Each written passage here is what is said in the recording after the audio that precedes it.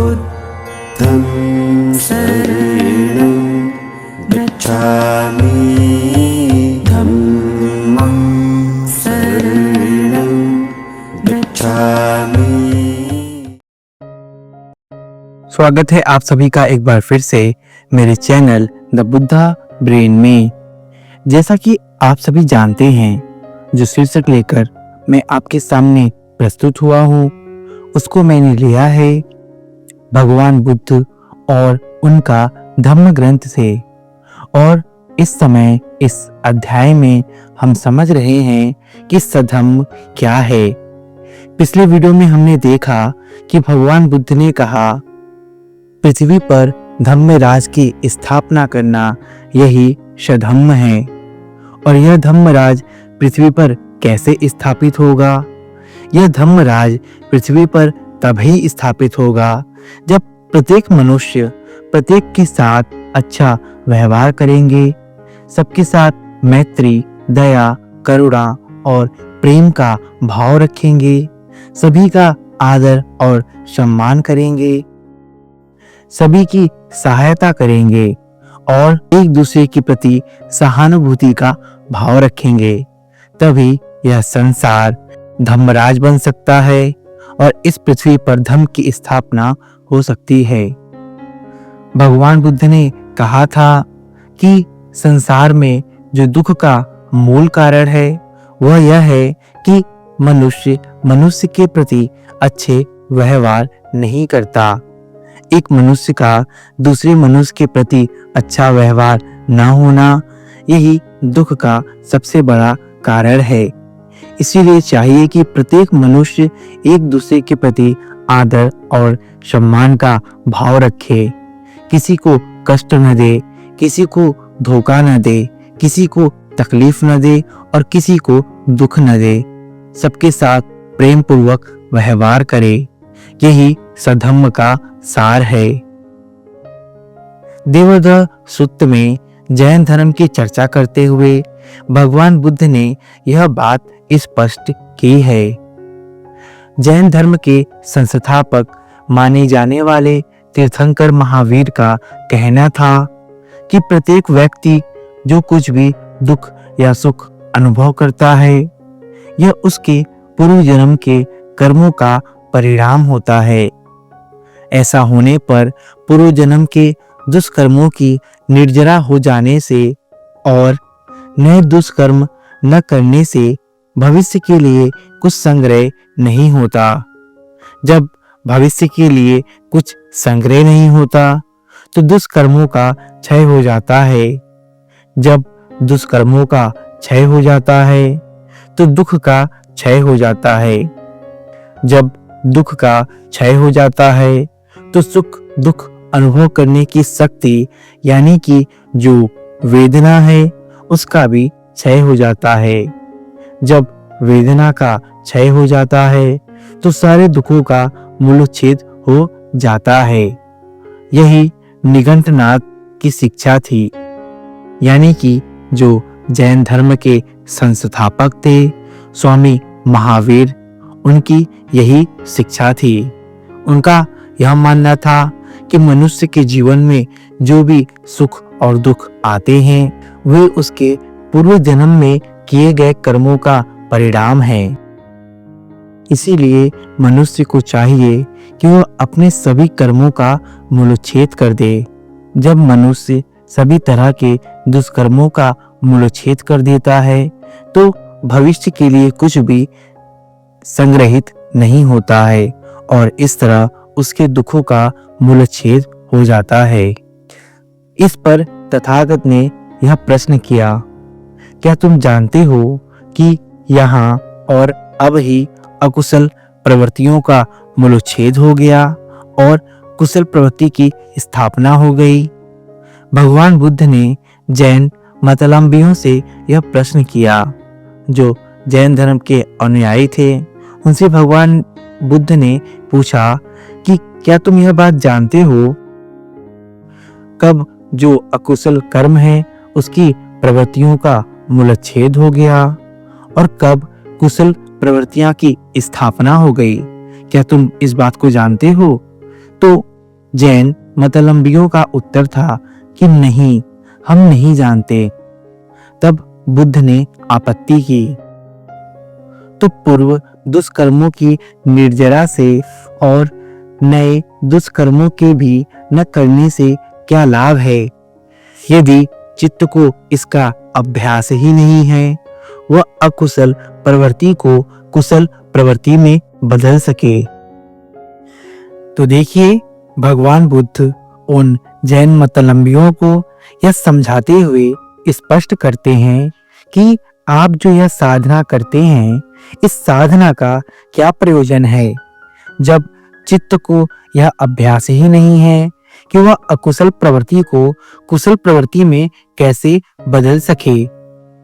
जब तक चित्त को यह अभ्यास न हो जाए कि वह अकुशल प्रवृत्ति को कुशल प्रवृत्ति में कैसे बदले, तब तक सारी साधना व्यर्थ है, क्योंकि मन ही सभी चीजों का केंद्र बिंदु है।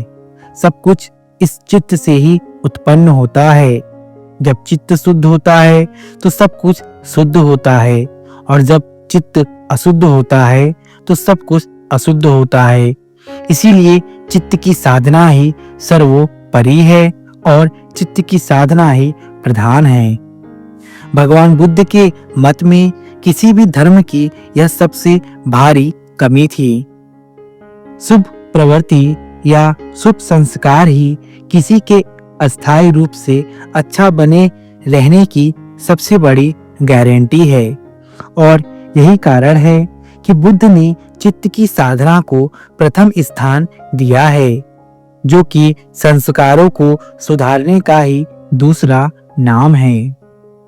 दूसरी बात जिसे उन्होंने विशेष महत्व दिया है, वह यह है कि आदमी में इस बात का साहस हो कि चाहे वह अकेला ही हो, तब भी उसे उचित मार्ग से विचलित नहीं होना चाहिए। सलेख सूक्त में तथागत ने इस बात पर जोर दिया है। जो सलेख सूक्त है, उसमें भगवान बुद्ध ने अच्छे से समझाया है कि मनुष्य के अच्छा बने रहने की गारंटी क्या है, और वे कौन से कृत्य हैं जिन्हें करके मनुष्य सदैव के लिए अच्छा बना रह सकता है।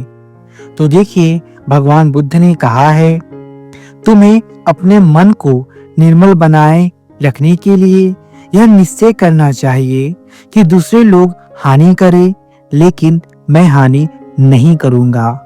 पहली बात, अच्छा बनने की गारंटी क्या है कि दूसरे लोग हानि करें, लेकिन मैं हानि नहीं करूंगा। चाहे दूसरे लोग हिंसा करें, लेकिन मैं हिंसा नहीं करूंगा। दूसरी बात, कोई भी हिंसा कर रहा है, लेकिन अपने मन में यह बात बिठानी चाहिए कि मैं हिंसा नहीं करूंगा।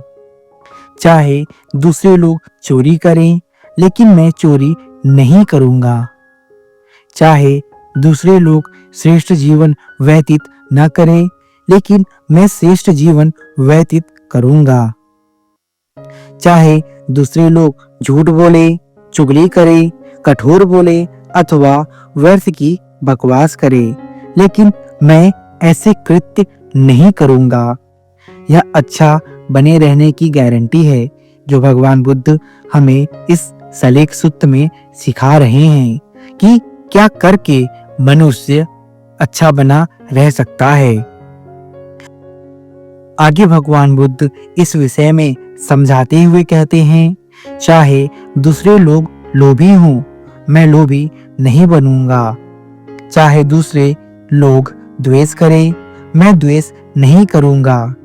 चाहे दूसरे लोग सत्य के विषय में भी गलती पर हो, मिथ्या दृष्टि हो, मिथ्या संकल्प हो, मिथ्या वाणी हो, मिथ्या कर्मांत हो, मिथ्या समाधि वाले हो, लेकिन मैं सम्यक दृष्टि वाला होऊंगा। मैं सम्यक संकल्प वाला होऊंगा। मैं सम्यक वाणी वाला होऊंगा। मैं सम्यक कर्मांत वाला होऊंगा। मैं सम्यक आजीविका वाला होऊंगा। मैं सम्यक व्यायाम वाला होऊंगा। मैं सम्यक स्मृति वाला होऊंगा तथा मैं सम्यक समाधि वाला होऊंगा। चाहे दूसरे लोग चोरी करें, मैं चोरी नहीं करूंगा। चाहे दूसरे सत्य के विषय में गलती पर हों, मुक्ति के विषय में भी गलती पर हों, मैं सत्य और मुक्ति दोनों विषय में गलती नहीं करूंगा। चाहे दूसरे आलस्य और तंद्रा से युक्त हों, मैं आलस्य और तंद्रा से मुक्त रहूंगा। चाहे दूसरे उद्दत स्वभाव के हों, लेकिन मैं विनम्र स्वभाव का रहूंगा। चाहे दूसरे विचिकित्सा युक्त हों, लेकिन मैं विचिकित्सा से मुक्त रहूंगा। चाहे दूसरे क्रोधी हो, द्वेषी हो, ईर्ष्यालु हो, कंजूस हो, लोभी हो, ढोंगी हो, ठग हो, बाधक हो, उद्धत हो, दुस्साहसी हो, कुसंगति वाले हो, ढीले ढाले हो और अंधविश्वास वाले हो, या निर्लज हो, अधर्मिक हो या अशिक्षित हो, सुस्त हो, चकित हो तथा मूर्ख हो, लेकिन मैं सबके विरुद्ध होऊंगा।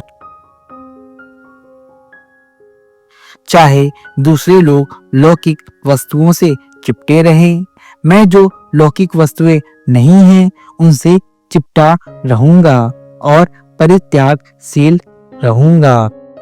देखिए, भगवान बुद्ध ने कितनी अच्छी व्याख्या की है कि एक मनुष्य कैसे अच्छा मनुष्य बना रह सकता है। तो जो भी मनुष्य अच्छा बनना चाहता है, उसे खुद से यह प्रॉमिस करना होगा, यह वादा करना होगा और दृढ़ संकल्प करना होगा कि चाहे लोग जैसे भी हों, लेकिन मैं वैसा नहीं बनूंगा। मैं सदैव अच्छे कर्म करूंगा और अपने जीवन को बेहतर बनाऊंगा। चाहे दूसरे कुछ भी करे, लेकिन उनसे मैं अपने जीवन को प्रभावित नहीं होने दूंगा। और यही है जो किसी भी इंसान के अच्छा बने रहने की सबसे बड़ी गारंटी है। क्योंकि जब मनुष्य अपने आप पर विश्वास करता है, अपने आप पर भरोसा रखता है और दृढ़ संकल्प के साथ कोई कार्य करता है, तो कोई भी ऐसी शक्ति नहीं है जो उसे विचलित कर दे। आगे भगवान बुद्ध ने कहा कि चुंद, वाणी और कर्म का तो कहना ही क्या, विज्ञान भी चेतना से प्रभावित होता है। विज्ञान यानी कि जो हमारे सोचने और समझने की शक्ति है, वो भी यह चित्त या चेतना से प्रभावित होता है। यदि चित्त शुद्ध होता है तो हमारे सारे कृत्य अच्छे होते हैं, और जब चित्त अशुद्ध होता है तो हमारे द्वारा किए गए सभी कृत्य अशुद्ध होते हैं और उसका परिणाम हमारे जीवन पर बुरा पड़ता है। इसीलिए चुंद, मैं कहता हूँ, इन सभी संकल्पों के संबंध में जो मैंने बताए हैं, दृढ़ निश्चयी होना चाहिए। भगवान बुद्ध के अनुसार यही धम्म का उद्देश्य है।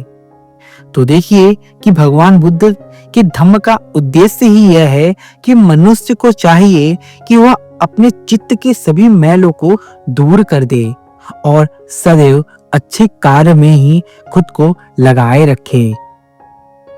जब तक चित्त शुद्ध नहीं होता, तब तक सारी साधनाएं व्यर्थ हैं। इसीलिए हमें सदैव जागरूक रहना चाहिए और निरीक्षण करना चाहिए कि हम जो कार्य कर रहे हैं वह कुशल है या अकुशल।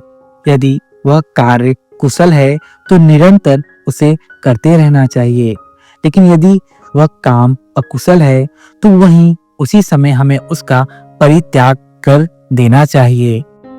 जब जैन मतावलंबियों ने भगवान बुद्ध के इस उपदेश को सुने तो उन्होंने भगवान बुद्ध को बहुत साधुवाद दिया और वे उनके चरणों में गिरकर ही उनका नमन करने लगे। तो आशा करता हूँ कि आपको यह वीडियो पसंद आई होगी। यदि आपको यह वीडियो पसंद आई तो कृपया इसे लाइक और शेयर अवश्य करें, और यदि आप मेरे चैनल पर नए हैं तो मेरे चैनल को सब्सक्राइब अवश्य कर ले, क्योंकि मैं आपके लिए ऐसे ही आध्यात्मिक और प्रेरणादायक वीडियोस लेकर आता रहता हूँ।